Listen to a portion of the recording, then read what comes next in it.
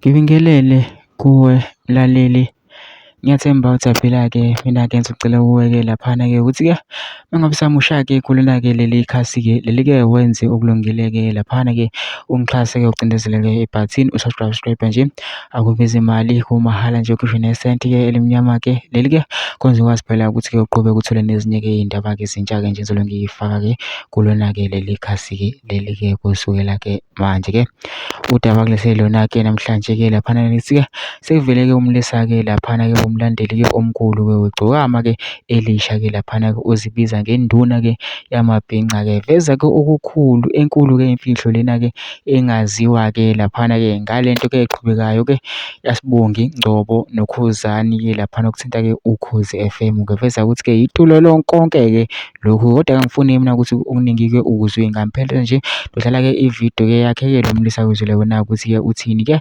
Mina ngicela kuwe lapha masizwile-ke le video ngene ema-comment section-ke fusha uvo lwakho ukuthina-ke ucabangani-ke ngalo-ke lolu daba-ke lolu-ke besikwenze okulungile-ke laphana-ke ungixhase-ke phela-ke ucindezele-ke lelo bhathini subscribe akubizi imali mahhala nje futhi nesenti-ke leli-ke kwenza ukwazi ukuthi uqhubeke uthole nezinye-ke iy'ndaba-ke ezintsha-ke nje ezizobe ngiyifaka kulona-ke leli khasi-ke leli-ke kusukela-ke manje-ke nayo-ke le video-ke awuyithokozele. Kanti njalo wemabhinca ukhuzani ngenzela ukuthi izinto nizazi ningadunguze ehlathini. Nazi izinto maniphawula.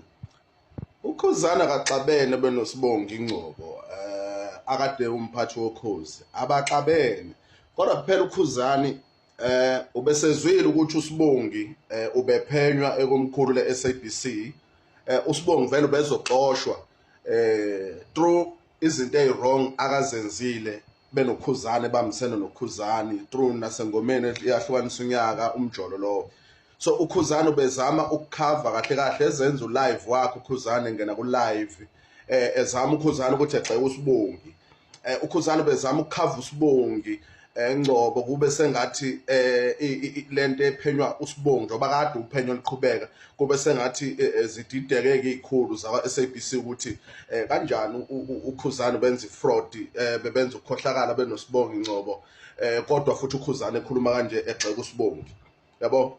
Hayi ukuthi uKhuzani uxabene noSibongi, abaxabene, kodwa uKhuzani ubezama ukukhava uSibongi Ngcobo kuze kube ngathi baxabene kanti abaxabene. Hey, igebengu oKhuzani, igebengu oKhuzani.